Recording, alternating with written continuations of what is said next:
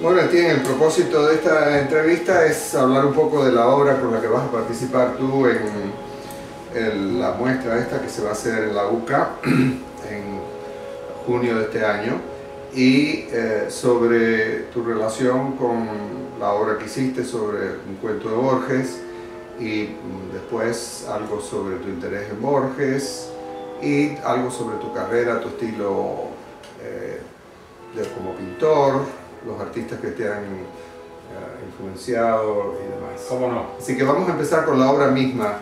Esta es una obra sobre la intrusa. Sobre la intrusa del informe de Brody, que sí, me interesó muchísimo cuando un crítico, hace ya bastante tiempo, me invitó para exponer en el museo, es decir, participar en una propuesta que tiene algo de parecido con lo que tú haces, de participar con obras relativas a la obra de Borges y a Borges mismo. Tal es así que yo pinté especialmente, me interesó mucho la intrusa, y yo pinté sobre la intrusa, que se expuso en el año 91, e hice un retrato a lápiz de Borges. Lamentablemente el retrato a lápiz desapareció, por suerte la pintura está, y tengo ahora el placer de participar de tu proyecto. Y la obra misma es una obra bastante compleja, ¿no? Tienes una serie de personajes ahí.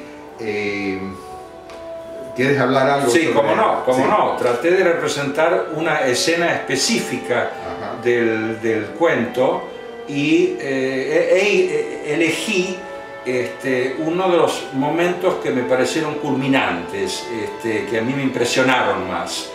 Es decir, en general me impresionó mucho todo el enfoque de Borges con respecto a las relaciones humanas y a la sexualidad, que en realidad yo siempre tuve la impresión de que es bastante ajeno al mundo de Borges, que estaba un poco dominado por la omnipresente mamá. sí. Pero, y a él tampoco no le fue muy bien en este terreno.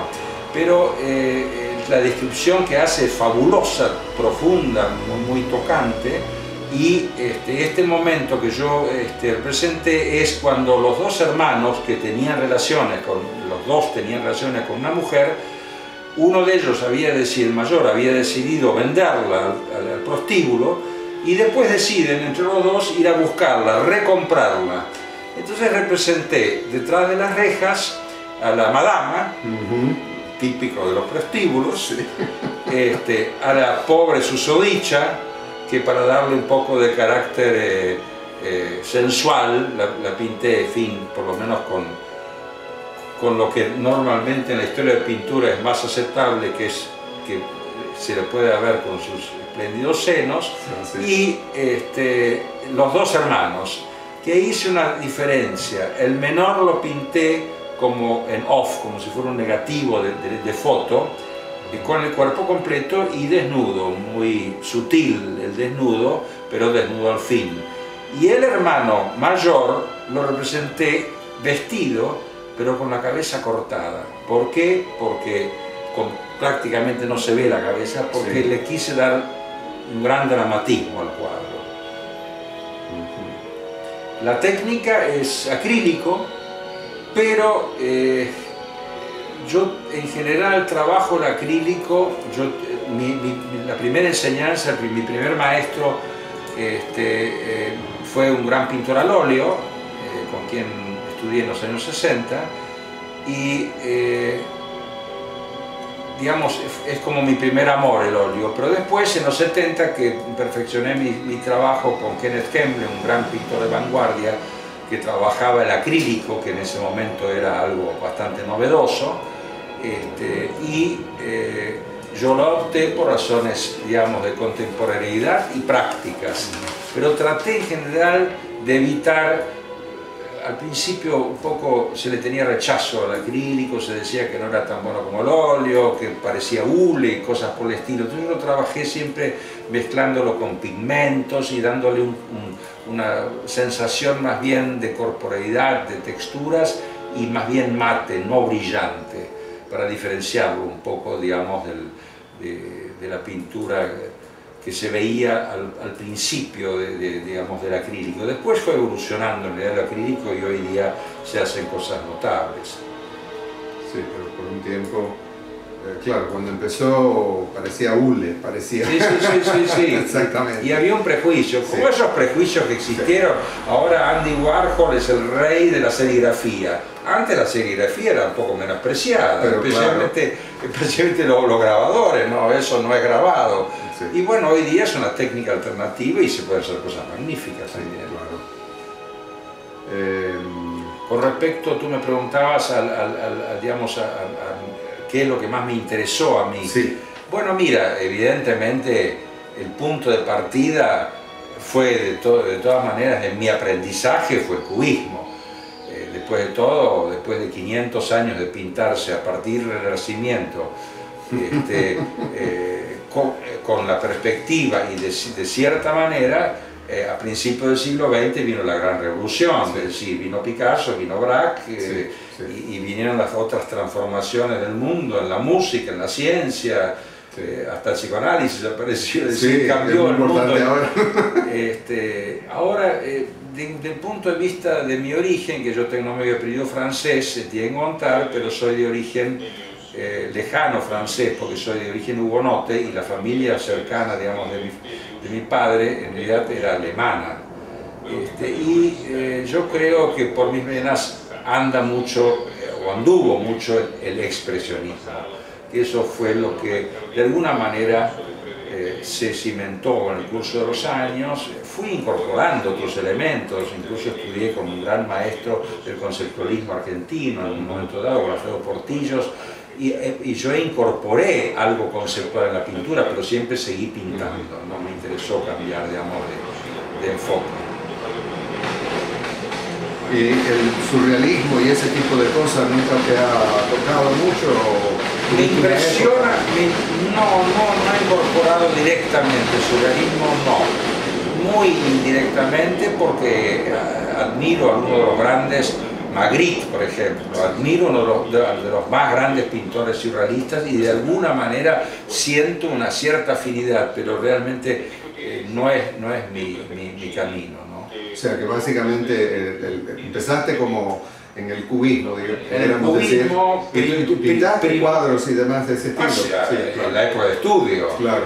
En la época de estudio solamente. Después fui evolucionando y ya te digo, tuve el paso, mi primer maestro, Ernesto Colombres, fue con el tema del óleo. Estuve 6 años en el estudio de él, trabajando, y después fue, digamos, uno de los problemas que tuve, que al tener un solo maestro, a quien yo por supuesto admiraba mucho, salí de su estudio, y un poco nada más por su característica, él no estaba demasiado consustanciado con los movimientos de vanguardia, para salir pintando muy en forma similar a lo que pintaba él. Por eso es que después cambié de maestro y busqué un maestro de vanguardia que fue Kenneth Kempe, como comenté recién.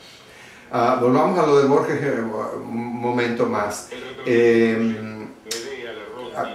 Tú habías, bueno, obviamente como argentino has leído Borges, claro, la escuela. Claro, además de admirarlo y además de considerar de que es, si no el más grande, uno de los más grandes escritores de la Argentina, de Sudamérica, de América, digamos, y dentro de los grandes del mundo, incluso considero de que hubiera merecido el premio Nobel, que lamentablemente por su posición política extremadamente conservadora, para mí esa fue la razón por la cual no se lo dieron. Bueno, eso todo, sí, realmente. Porque, digamos, evidentemente esos son temas. Hay escritores geniales que por su posición de izquierda estuvo bien, y otros que a lo mejor han recibido premios un poco por su posición política, o lo han logrado por su posición política, no quiero hacer nombres, pero creo que hay algunos que lo han logrado simplemente por su posición política. Así que creo, digamos, siempre lo he admirado mucho.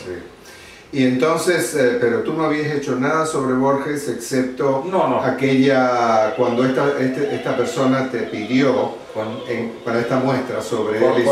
Correcto, fue un motivo puntual como el tuyo, un motivo puntual. Estamos organizando esto sobre temas de Borges, ¿quieres hacer una obra? Sí. En este caso, bueno, a ti te interesó la obra que estaba hecha y como te comenté, tuve una invitación este año para hacer una exposición sobre Francia y no pude hacerme lugar para pintar una obra nueva, que realmente me hubiera interesado, pero no llegué a tiempo. Pero da la casualidad que la obra esta, tuya sobre la intrusa, y la de Pereda son sobre el mismo cuento. Ah, bueno, Pereda también. Pereda es una gran colega mía que quiero mucho y además fue colega mía en un grupo que se llamó Intercambio, con el cual hicimos un trabajo durante 15 años exponiendo en el Centro Cultural Recoleta, en el Museo Larreta, en galerías. Hicimos un trabajo interesante con otra pintora y un dibujante y un fotógrafo, y se llamaba Intercambio porque abonábamos con las ideas, nos intercambiábamos a veces las ideas y trabajábamos en un mismo tema. La más importante fue la que hicimos sobre las meninas de Velázquez, partiendo del libro de Foucault. ¿Ah, sí? Claro, que tiene un capítulo dedicado a las meninas. Muy interesante. En donde nos interesó profundamente el hecho de que están representados los reyes en un espejo, es decir, como que el espectador está en el mismo lugar en donde estaban los espectadores de Velázquez cuando pintaba el cuadro. Exactamente. Nos interesó muchísimo ese tema y lo desarrollamos. ¿Y entonces hicieron diferentes cuadros ustedes? ¿O? Sí, hicimos incluso varias exposiciones. La última retrospectiva en la Fundación Banco Mercantil en el año 98, que fue, digamos, el final del ciclo del grupo, hicimos una retrospectiva y ahí trabajamos sobre otro tema, sobre los 4 elementos. Qué bien, muy interesante. Ahora vamos a hablar un poquito sobre tu carrera.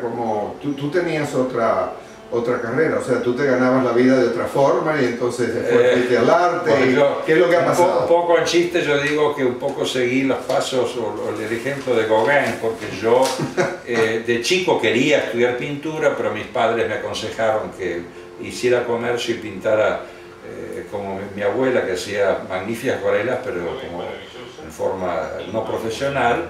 Así que estudié en principio comercial y dibujé siempre, pero recién a los 20 años colgué los hábitos del estudio en la Facultad de Ciencias Económicas, que me resultó ya insoportable, y me puse a estudiar pintura seriamente. Pero la pintura, después del estudio, que me llevó una punta de años, fue un hobby para mí porque yo trabajaba en el comercio.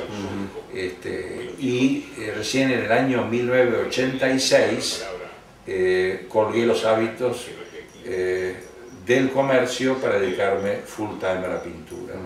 Y esto fue en realidad una década después de haber hecho ya mi primera exposición individual.